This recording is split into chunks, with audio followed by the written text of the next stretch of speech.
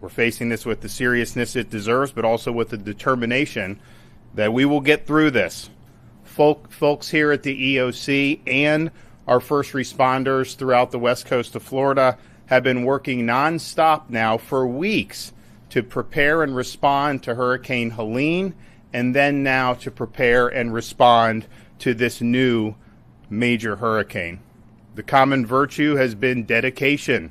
Dedication to the task at hand, dedication to responding to help our fellow Floridians in danger, and dedication to ensuring that Florida weathers this storm and emerges stronger on the other side. We are prepared and we will respond. I've spoken to the president. We remain in regular contact with FEMA, and we are marshaling all available resources to be able to prepare and respond to Hurricane Milton. I also want to thank the 20 other states who are assisting Florida ahead of the storm. This is just what we as Americans do. We've had opportunities to help other states in the past, including most recently in Western North Carolina, and I think it shows the spirit that these states are stepping up and providing really valued support. We still have a state of emergency for 51 Florida counties. Hurricane Milton is still a major, very strong hurricane. It's currently a Category 4 hurricane with maximum sustained winds of 155 miles per hour. That is just a whisker shy of a Category 5. And while there is the hope that it will weaken more before landfall, there is high confidence that this hurricane is going to pack a major, major punch and do an awful lot of damage. As you can see behind me, the Florida Division of Emergency Management is fully deployed, fully active. This has been a footing now for over 2 weeks, given both of these storms. The state is actively fulfilling over 1,500 missions. We've delivered massive amounts of supplies, meals, water bottles, sandbags, tarps, generators to be able to help our local communities respond to this storm. We've also deployed more than 11,000 feet of flood protection systems and erected them around critical infrastructure like hospitals, wastewater treatment facilities, and electric infrastructure. Generators have been deployed at shelters and to support sheltering operations. Starlink Internet has been deployed across the entire state of Florida. We have surged an additional 600 ambulances, and they are currently in operation helping in the effort. The state of Florida has considerable fuel reserves ahead of Milton, and it's staged, and they will be utilized as needed following the storm. We've already dispatched a lot of fuel in the lead up to this, but we still have on hand 1.6 million gallons of diesel and 1.1 million gallons of gasoline.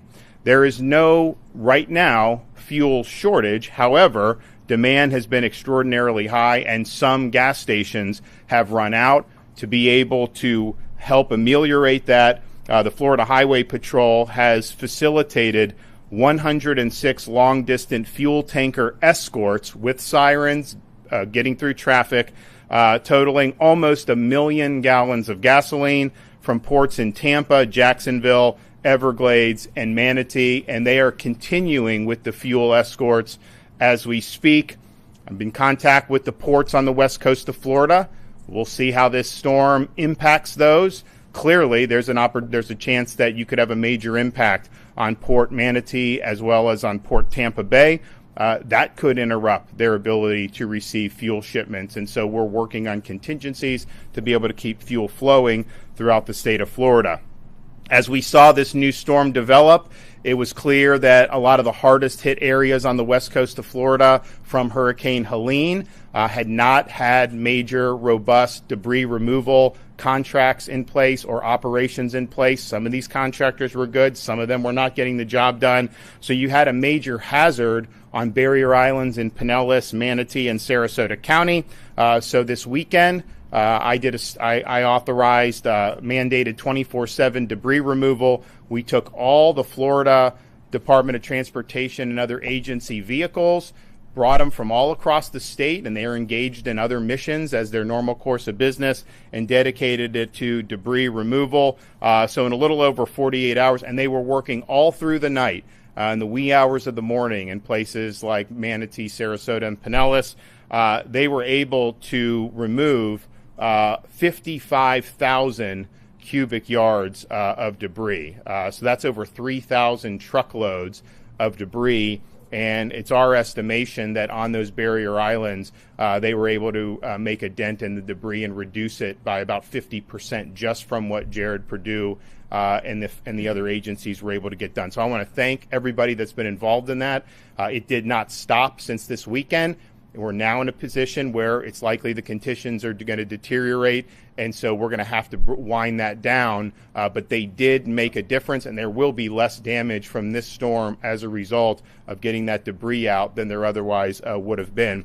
The Florida Department of Transportation is staging the following assets ahead of the storm: 156 bridge inspectors, 328 cut and toss personnel, and over 1,500 pieces of heavy equipment.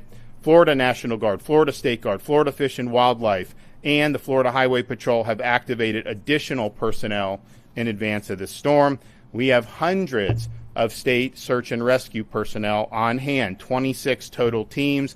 They are currently embedded in the potential impact sites along the West Coast to begin immediate rescue operations as soon as the storm passes.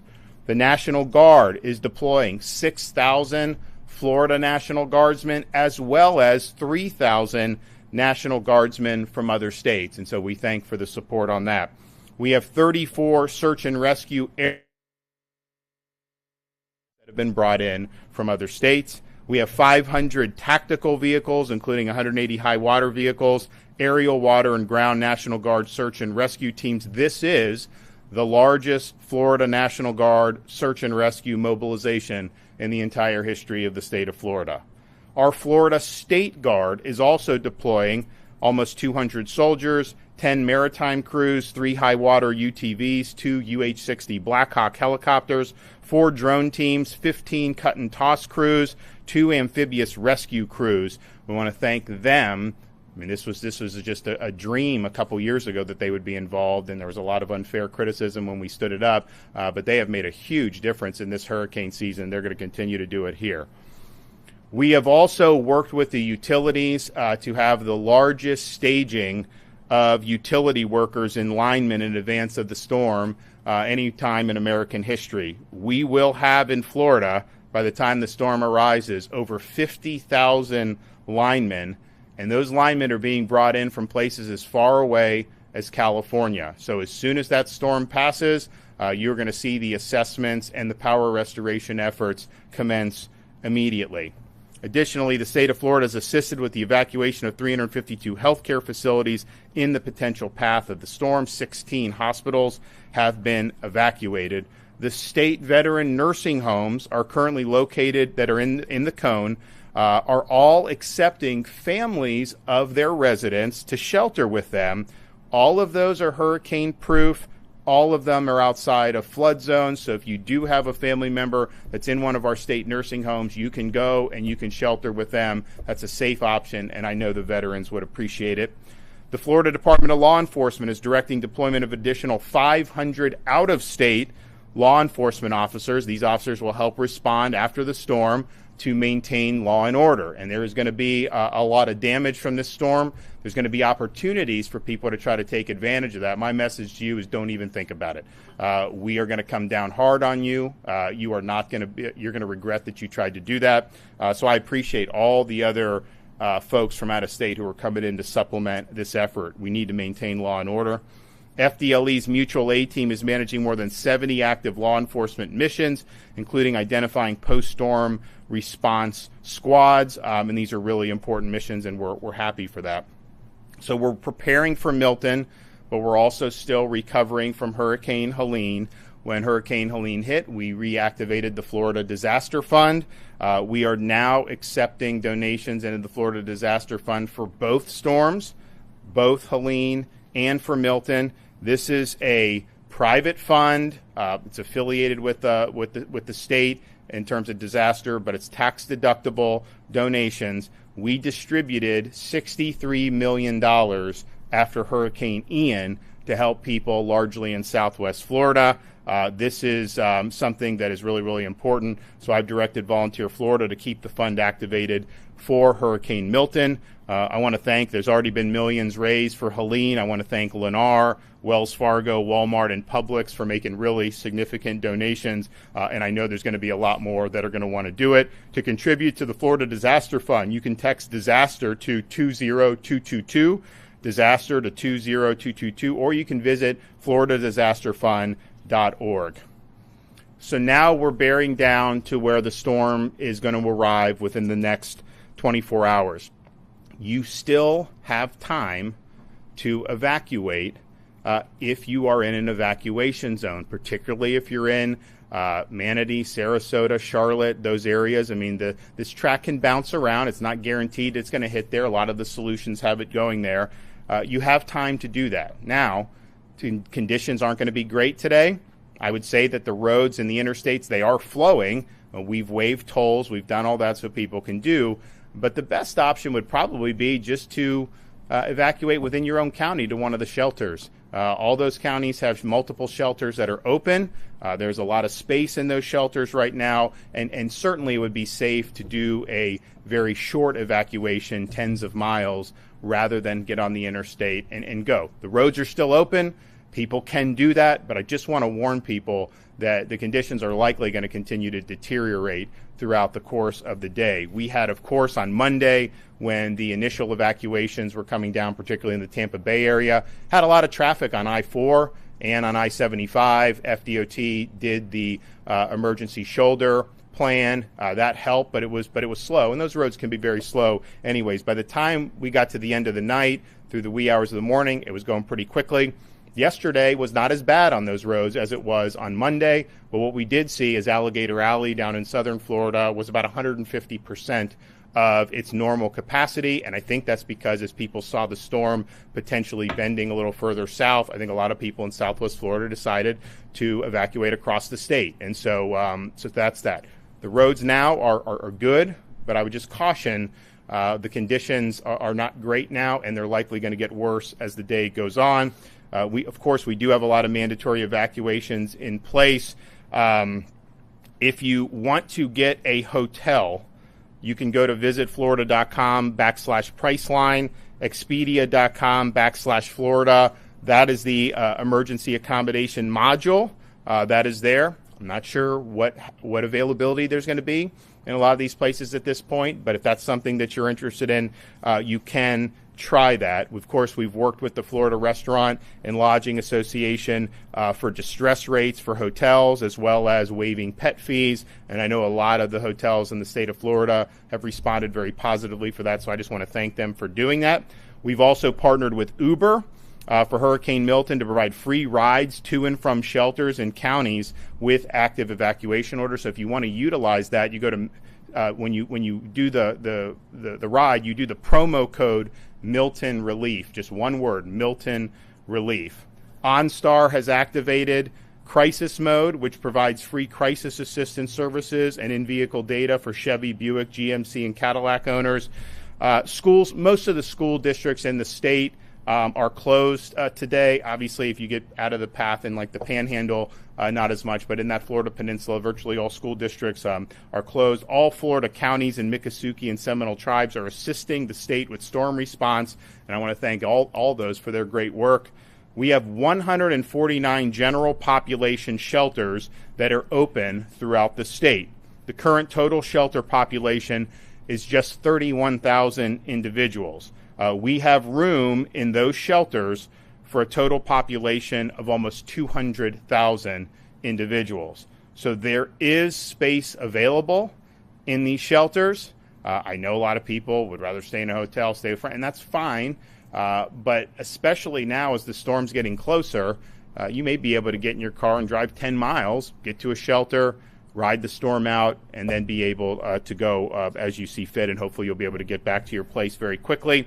But space is available. So there are 36 county-owned special needs shelters that are open and operating in counties that are in the path of the storm. Schools and other facilities are now also being used as supplementary state-supported shelters across the state. The state of Florida has now open 6 state-operated supplemental shelters. These may not ultimately be needed, but you have a lot of people in the evacuation zones. I think most people decided to just leave and find something on their own. We still have a lot of room in the traditional shelters, but out of an abundance of caution, we wanted to open additional options. So the 6 state-operated supplemental shelters currently are Hard Rock Event Center, 5223 Orient Road in Tampa, City Furniture, 3205 South Frontage Road in Plant City, Baycare, 1802 North Del Mabry Highway in Tampa, Life Science Logistics, 310 North Galloway Road, Lakeland, Babcock Ranch, 43281 Cypress Parkway in Punta Gorda, the Wiregrass Ranch Sports Camp, 3021 Sports Coast Way in Wesley Chapel, Florida. That site also has capabilities to service special needs individuals. And Kevin is also working on setting up a 7th site. Now, those state-supported shelters, they do have generators, so you will have access to power. I think you have Starlink at those. They've got Starlink internet. So, look, it's not the 4 seasons, but there are some things there that will make it tolerable to be able to get through the next 24 to 36 hours. You can find the shelter options at floridadisaster.org/shelters. You can also find your county's EM page at floridadisaster.org/counties, floridadisaster.org/counties. So people have time now to evacuate if they are in the area of an evacuation zone. We see the storm is a very strong Category 4. I've said from the beginning, the prognostications are it's likely going to weaken before it gets, but it may not. And even if it does weaken, it's still going to be a major, major impact. So you still have time now to make decisions to protect yourself and your family. Massive amounts of space at these shelters. The roads are flowing. The conditions are going to get bad, so you just got to be very careful with that. But certainly these shelters are a very live option. I want to just finally thank everybody. When you have these emergencies with a major hurricane, it's a huge deal. We spin up all state agencies, everyone here at the EOC, working basically round the clock. You have all the counties and cities that were in the path of Hurricane Helene, and it wasn't just the Big Bend where you took the blow. It was massive surge up and down the west coast of the Florida Peninsula. A lot of damage was done. There were thousands of rescue missions that were effectuated immediately after the storm. Huge things done, like fixing the road and SR 786, helping with the bridges. There was so much that was done in the immediate aftermath and is still being done in that. Then you have another storm that developed, and immediately you're back on that posture, round the clock, no time to rest, no time to sleep for a lot of these folks, and it's not easy. And so I just want to say, on behalf of the state of Florida, thank you for discharging your duties. Thank you for accepting this mission. It's not going to be easy, but there's no better group of people that I would want responding to this than the folks that we have doing it throughout this state. Whether you're talking about the counties down on the Gulf Coast of Florida, whether you're talking about the people that we have here assembled in Tallahassee, these folks have proven themselves. They're working hard, and we will get the job done. Okay, Kevin Guthrie. Thank you, Governor. I want to reiterate that we will get the job done. Absolutely. The men and women behind me are the best in the country, and they lead the industry in what it is that we do. The men that are standing behind me and the men and women that are state agency heads, everybody has checked their ego at the door, and all it is about teamwork right now. We're going to get that done. We're less than 24 hours from landfall, and the governor has been working tirelessly alongside all of us to ensure that we have all the resources needed ahead of landfall. Today, we continue to move thousands of resources to staging areas across the state. We want to ensure we have the right resources to move into the right places at the right time. Life-threatening storm surge is expected along Florida's west coast. Counties from Levy to Collier have ordered mandatory evacuations, and I urge you to heed those warnings if you're in one of those zones. You might not want to evacuate, but there are free shelters in your area. If you live in a mobile or manufactured home and you're in this impact area, please go to a local shelter. If you rely on power for medical devices or other things, please go to a local shelter. You live in a home that can't withstand the hurricane force winds, again, please go to a local shelter. We have enormous capacity. We're about 31,000 sheltered last night. We have the ability to do well over 200,000 in the impact area. If you're making a decision, you say, oh, it's too late, there's not enough room for me, there is room. Please come. Your home and belongings can be replaced, but you cannot. You can find a list of all shelters, including our state-run shelters that the governor just mentioned, by visiting floridadisaster.org/shelters.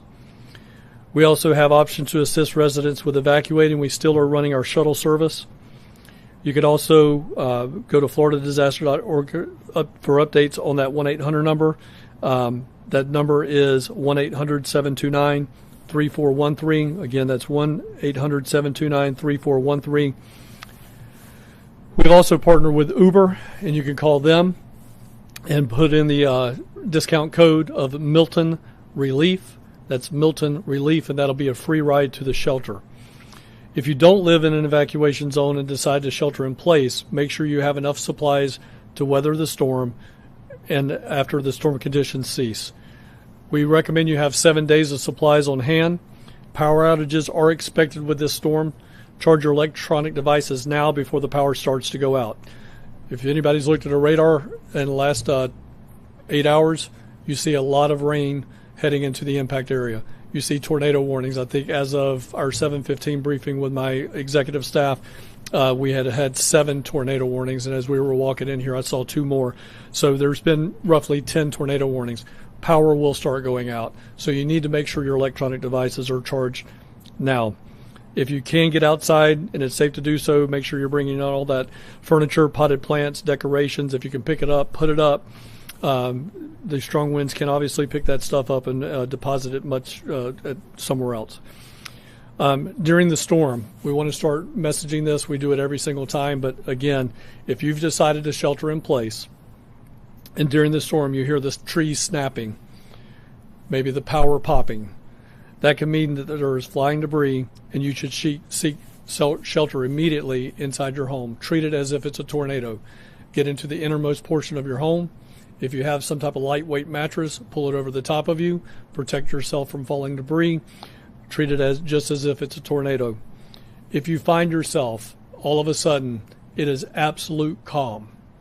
You've gone from snapping trees and power lines and the sound of destruction to absolute nothing, like it's a clear day in the middle of the summer. You're in the eye wall of the hurricane, and you need to stay in place. Do not go outside. Do not look around.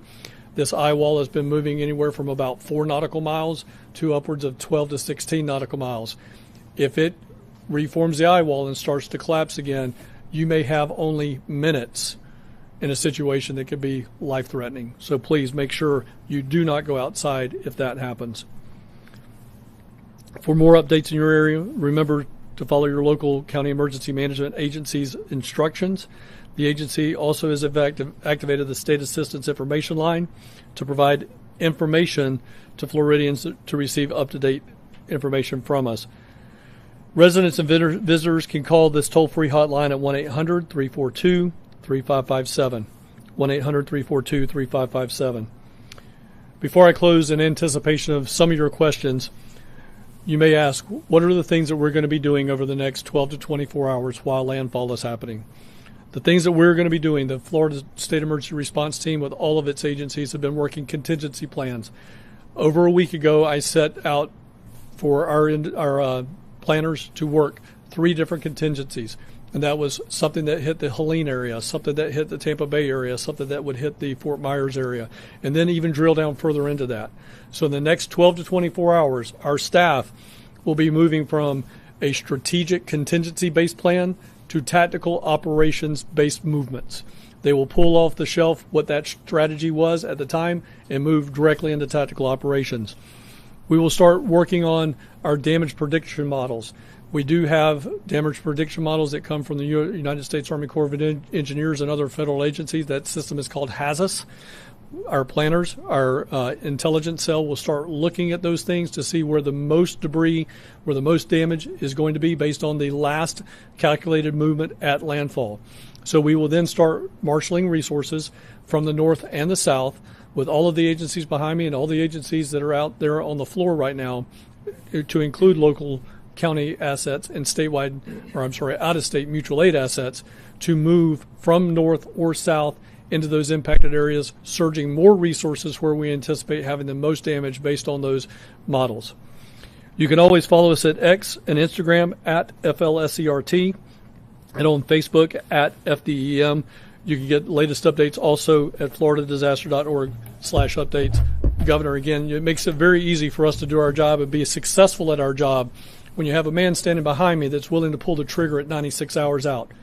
All of us can be very successful. And I think this is one thing I just want to point out, because the governor's not going to toot his own horn on this, but I will. General Haas not only is a good friend, but he's one of the best in the business at doing what he's doing. But he can only move as fast as he can call up his soldiers. That takes 72 hours to do that. When the governor gives us 96, the last 3 storms we have marshaled the full depth and breadth of the Florida National Guard before landfall. And that never happened before this governor took office. Governor, thank you. Yep, thank you, Governor, for your leadership, and good morning. I want to reemphasize at FDOT, we are committed, we are determined, and we are resolute, and we are ready to respond to this storm. We took the governor's direction very seriously with the debris mission. Remove as much debris as humanly possible in the barrier islands before Hurricane Milton makes landfall. We mobilized every available state asset along with some of our contractors and have been working around the clock. I want to say thank you to our dedicated FDOT team members down in the Tampa and Southwest Florida regions. They have been working around the clock. Also want to say thank you to the men and women of the Florida National Guard, the Florida State Guard, the Florida Highway Patrol, Southwest Florida Water Management District, and the Florida Department of Agriculture. They all joined forces together to move debris, and we worked into the wee hours of the night last night. We had huge platoons of dump trucks being escorted by Florida Highway Patrol in very severe weather to get debris off of those barrier islands. What we were able to accomplish is truly remarkable, and you heard the governor. We moved nearly 55,000 cubic yards of debris and made a huge dent on those barrier islands, which is going to have a tremendous impact on safety as Hurricane Milton makes the landfall. So I want to say thank you to the governor for bringing the vision and the direction to do something of such a great feat. With evacuations, we did notice very heavy traffic on I-75 and I-4 going north to Orlando and up to I-10 over the last few days. We did use emergency shoulder use. It did help to resolve that traffic. And we have continued to have both the Florida Highway Patrol and our Road Ranger Service Patrol circulating those corridors to offer motorist aid. We did see very heavy congestion on Alligator Alley yesterday. We also implemented emergency shoulder use there. Traffic began to resolve around 11 p.m. last night, and we were glad that people chose to leave, seeing where they lived, and were evacuating to get to safety. We will be deactivating emergency shoulder use at noon today. We have to begin to demobilize the signs and the people because conditions will begin deteriorating very quickly. We are monitoring all of our coastal bridges and causeways and low-lying roads in southwest Florida and in the Tampa region. Conditions are going to deteriorate quickly. We expect bridges and causeways to begin closing early to mid-afternoon today. This is very important. You heard the governor. The window of time is closing to get to safety in a shelter. When winds get high and water gets high and begins to make those bridges and roads unsafe, we do work with the Florida Highway Patrol. We have to close those. Bridges like the Skyway or the Courtney Campbell Causeway, etc., in Tampa region, we do expect those to start closing early to mid-afternoon. That's something you need to keep in mind if you still have to evacuate. As you heard from the governor, we've pre-staged our assets, our bridge inspectors, our team members, our heavy equipment. We do plan to have all of our resources and heavy equipment and contractors staged north and south of the cone. We will be pushing in with full force behind Hurricane Milton as it makes landfall to clear roads, inspect bridges, assess damage, and begin repairs as quickly as we possibly can. Every minute that a road or a bridge is down after a storm comes through can hinder the life safety mission. We take it very seriously. Any damage that we see and find, we will work as quickly and as efficiently as we can to begin those repairs immediately. The seaports on the West Coast, we've been in very close coordination with them. Port Tampa Bay, Port Manatee, both are important for fuel. If the storm surge is consistent with what's predicted, there could be significant issues with both of those two seaports. So we've been coordinating very closely with Division of Emergency Management and looking at making sure we still have fuel moving throughout the state. I want to remind everybody, FL511.com is the place to get traffic information. We have 10 traffic management centers across the entire state. They work 24/7. They will be working throughout the storm. We will be updating FL511.com live throughout this event. The storm surge expected from this hurricane can cause damage to road and bridge infrastructure. This is why our crews are some of the first boots on the ground to assess and inspect. One thing important to remember, there can be damaged facilities. There is going to be high water. Please do not get out and drive around until we have had the opportunity to inspect bridges and roads. Even after the storm passes through, there will be roads underwater. Please do not drive through water. It's inevitable. Every storm season, people choose to drive through water. You have no idea what's going on underneath that water. It can be very dangerous. Please give us time to do our job. Make sure roads are safe before you start driving around. Again, FL511.com, and thank you, Governor, for your leadership. Mark? Yes, sir. Good morning. Under Governor DeSantis' leadership, Florida is a law and order state. And FDLE will work with our partners at all times to ensure that it stays that way. As a commissioner, I've been in contact with the Florida sheriffs in the impacted areas, everything from Jefferson County all the way down to Key West, to ensure that their needs are met and supported. We've also worked hand in hand with the Florida Police Chiefs Association, the Florida Sheriff's Association, to ensure if they have any pre-storm needs or even post-storm recovery efforts that we're there for them. I can safely say that the Florida Police Chief Association already has the South Florida Police officers come together for about 80 members that are poised ready to come in to the impact area to support as needed. The Florida Sheriff's Association has strike teams available and ready to move in as needed to support. Now, FDLE is directing the deployment of additional 500 officers that are coming in from out of state. We already have 150 that has been notified and alerted and en route to the area. So tomorrow, after the storm passes, you may see law enforcement entities from other agencies from out of state that will be coming in to support, whether they be as special deputies under the sheriff or state officers that will support local law enforcement or state efforts. If you see them, they are going to be law enforcement authority and have powers as such. So I just want to make sure our people understand that. Florida will not stand for looting, will not stand for it. We will come after you, and we're not going to stop if anyone takes advantage of any of our citizens or visitors in this time of need. So pay attention to that. If you have anybody or anything that you may see that's going wrong, contact your local law enforcement. We're there to support them, and we will be there on top to take care of that. Now, FDLE special agents and law enforcement analysts have been steadfast all the way through Hurricane Helena, and also will continue on past Hurricane Milton to give you that great support. Our mutual aid team at FDLE has already been managing numerous law enforcement missions, and such as identifying post-storm response squads, establishing base camps for first responders, and conducting security missions. Now, in addition, FDLE has nearly 200 analysts that are on standby for reunification efforts for Florida. Law enforcement officers and offices for sheriffs and police departments to help you if you're missing your loved ones. We're here to help and try to find them. FDLE Sworn Training Unit CUT team is standing ready to go out and support any first responder that may have damage to their house, so that way these teams come in and get them back ready, and so that way they can go out and support their community so they're not worried about stuff that's happening at their house. Now, FDLE law enforcement strike teams are coming from Pensacola and Miami into the area. These strike teams will be able to do everything from violent crime investigations to patrol operation and security details. FDLE special agents are activated, all of them are activated to deploy in the impact area as needed. Now, in any type of event, comms is one of the biggest issues. And FDLE Communications Strike Team is already at the ready, working with ESF2 here at the Florida State EOC to ensure that agencies that lose their 911 communication, internet or radio communications, we're there to help them and get them back up and operational as fast as possible. In addition, our FDLE aviation assets are also pre-positioned to conduct overwatch missions for patrol officers and sheriff's offices and departments as needed on request.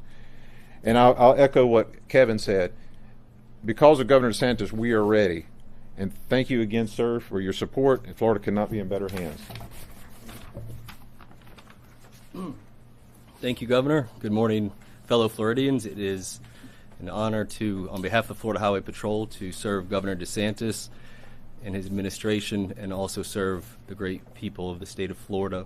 Just a brief update on our operations at the Florida Highway Patrol. We have pre-staged high water rescue vehicles in preparation for landfall. FHP is conducting proactive patrols of evacuated communities to suppress criminal activity. As the governor spoke about, we have been laser focused on ensuring that our roadways are open so that we can conduct escorts of fuel trucks to gas stations that are in need of fuel, as we are still doing those missions in this moment. But as the ports on the land side closed down for the hurricane, we are still engaged in transports of ambulances, ambulance companies, first responders, and other elements that need to be where they need to be at a certain time before landfall is made by the hurricane. If you are an ambulance company or if you are a healthcare facility that needs the services of the Florida Highway Patrol for the purposes of getting through congested areas, we would encourage you to dial star FHP, and we will make our best efforts to make sure that you get where you need to go in due time. We are currently also supporting the Department of Juvenile Justice by evacuating juveniles in secure residence facilities, and we are helping to relocate military families from the affected areas. We continue to provide law enforcement services in conjunction with our partners at FDLE to areas in the state that were affected by Hurricane Helene, specifically Keaton Beach, Steinhatchee, and Deacle Beach. As of today, all FHP troops and all 2,000 state troopers are activated on an Alpha Bravo shift, and that includes an additional 300 auxiliary state troopers. We are all in, full force, 24/7 from here on out. Now, I want to talk briefly about after the storm passes and makes landfall, and then we come in behind, you're going to see a lot of first responder personnel. You're going to see law enforcement. You're going to see the National Guard.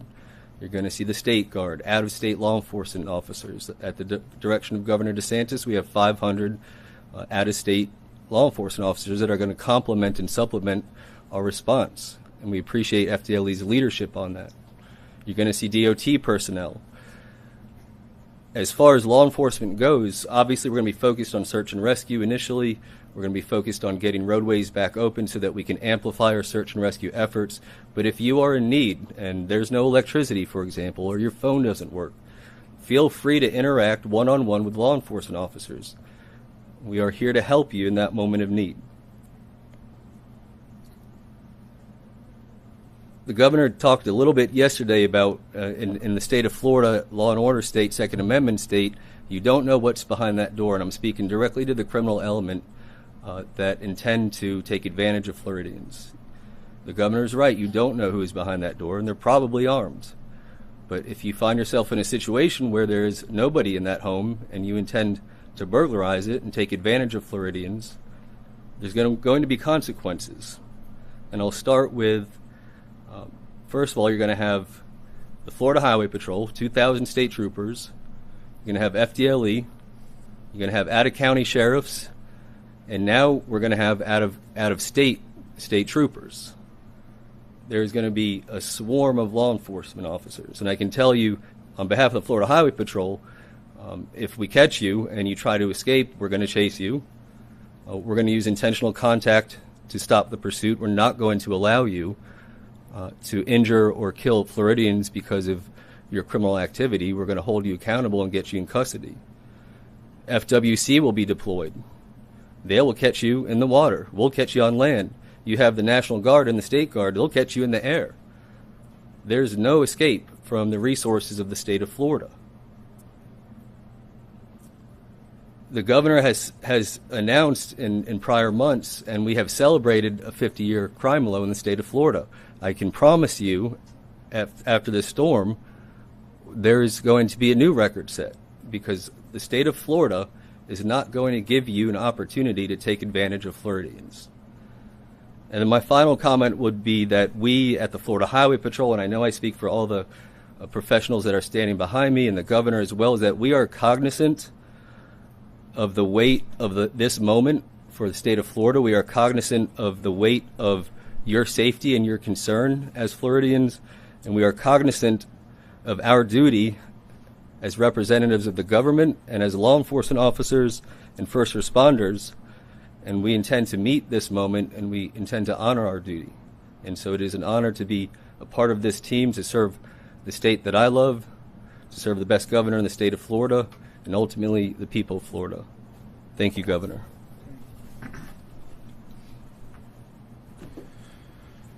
So we're bracing. We know we're going to get hit later tonight or early tomorrow morning. It is going to bring a lot of ferocity. It's going to bring a lot of hazards, a lot of damage. You still have time to make the decision to ensure your safety. You do not have to get on the interstate and drive to Georgia. You don't have to drive to Pensacola. You can go to a local shelter, which would be likely tens of miles away. We also have now these state shelters. There's massive, massive amounts of room in all of those shelters. You ride it out for a night. The storm's likely going to be gone on the east coast of Florida by tomorrow afternoon. You're going to obviously have first responders and everyone on the scene immediately and doing what they can. But you're going to be able to get back. You're going to be able to resume your life. But just make sure that you're putting yourself in a situation where you can safely weather this storm. So you still have time. Time is running out. But if you make that decision now, I think you'll be glad you did. Yep. A lot of people are choosing to stay in Sarasota, Charlotte County. What's your message to those people that are choosing to stay in their homes? Well, if you're not in an evacuation zone, I would imagine, because there's a lot of population in some of those areas, like Kevin said, if you're going to hunker down like that, you're basically going to be